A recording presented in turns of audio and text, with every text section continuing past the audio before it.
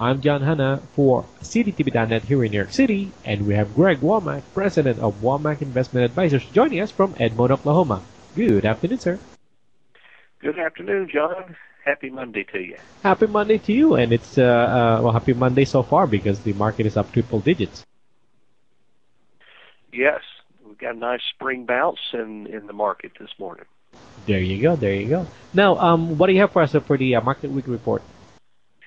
Well, John, just recapping last week, we had reports of some weaker manufacturing data from China and Europe that helped kind of take the edge off the prior week's strong equity gains. The S&P slipped back below 1,400, but the Dow remained above 13,000 despite despite being outgunned by its domestic peers. The Nasdaq continued to lead the pack. So year to date, the Dow's up roughly about 7%, Nasdaq 17.8, S&P 11. And as you mentioned today, as we speak on March 26th, around 2 p.m. Eastern, the indexes are up 1+% across the board. So 10-year Treasury yields, the prior week had jumped, above 2.31%.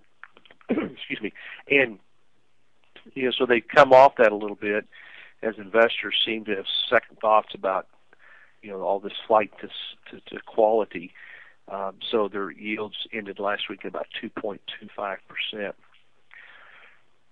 we look at the headlines, we come across housing starts, which fell about 1.1% in February, and mainly due to the decline in the single-family construction, which was down about 10%. However, housing starts were still up 34.7% higher than the previous February. Also, we looked at building permits, which is an indicator of future construction, was up 5.1% for the month and 34.3% from a year ago. And we take a look at the economy in general. We've had a pretty decent report with the employment numbers. Then also you get the housing starts, even though they were weaker in February. Year over year, we've had a nice bump up, and but we still see signs of weakness here and there.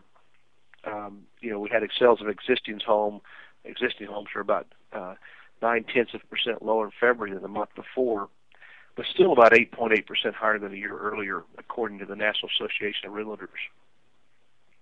So still a lot of homes underwater. There's still a buyer's market out there, and will be for some time to come. Looking at some of the big headlines on the stocks, we think about Apple, and getting a piece of Apple's pie. The tech giant finally broke down and announced it would start distributing some of its cash stockpile to investors in the form of $2.65 quarterly dividends beginning with July-September 2012 quarter. It also said it would launch a 3-year stock buyback program in fiscal 2013.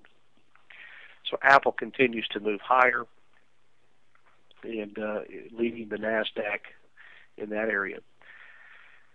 Then we had Saudi Arabia suggested it tried to help offset some of the negative global economic impact of higher oil prices, and coupled with concerns about slower Chinese economic growth, the announcement helped push oil prices down a little bit, and they're up a little bit today. But oil is still over that $105 a barrel, still very strong right now. And we take a look at this week, John. The U.S. Supreme Court listens to 3 days of arguments on the 2010 health care reform legislation. And then we'll see some data on personal spending. Durable good orders will help flesh out the portrait of the U.S. economy, along with the final gross domestic product numbers for 2011's last quarter. So institutional investors will also be using the week to try to protect or improve their first quarter results, as this is the end of the first quarter. Can you believe we're already here at the end of the first quarter 2012? So key releases this week: home prices on the 27th, durable good orders on the 28th, the final quarter, fourth quarter GDP on the 29th, and personal income and spending on the 30th. It looks like the market is wanting to continue to move higher, and you don't want to fight the tape. You know, if you're going to be putting new monies to work in here, my suggestion is you go after stocks that have come off their highs that are starting to build good bases and moving higher in lieu of chasing perhaps indexes or high flyers. Now, I've got a question for you with regards to technology investments. Do you invest in technology investments? Do I do them? Yeah. Yeah, we have a few. Okay. Now, with Apple putting out dividends, would you be a buyer of Apple? I would probably wait until Apple pulled back. I mean, you know, chances are it could go higher. I mean, if you look at a chart on Apple, you know, here it is trading for, you know, $603. Many analysts are calling for 700, the low 700s target price, and it probably can get there. But let me ask you this: I mean, this stock has, you know, been trading, just has made a massive move. If you look at end of the year, it was trading in that low 400 range. Now it's up to 600. So if it were to gain another $100 per share at this range, you're looking at about a 16% rate of return. That's a pretty good chunk if you think this thing will hit $700, say, within the next 6 months or two, you know, at the end of the year. My suggestion is, if you're not in Apple, wait for weakness. At some point it will come, because it is, you know, substantially above its 200-day moving average at this point. We're in roughly about 50% above its 200-day moving average. If it were my money, I'd be putting it somewhere else that maybe has a better valuation as far as lower price compared to the market. But this thing could have a little bit more steam left in it. Okay. Earlier you said 16 or 60%. Well, if it moves currently from $603 to $700, that's a $100 move. Oh, that's 16%. Yeah, so that would be a 16%, a little over 16% move from here.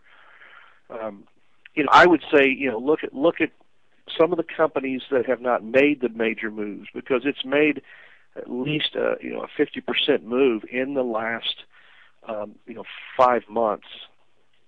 Yeah, I was going to say that. Yeah, I was going to say that because you said late last year was like trading around a $400 range, and now it's right.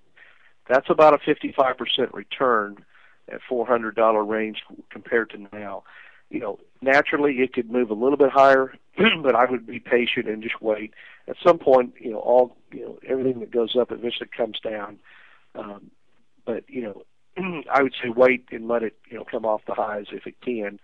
And it may, even if it hits 700, I mean, it may only drop to 600, but at least you want the drop to occur, because we haven't had any drop in this thing in over 5 months. So it's just going to be pay to be patient and look at other areas of opportunities, stocks that have not made the big moves, and that's where I would probably focus my money on at this time. There you go.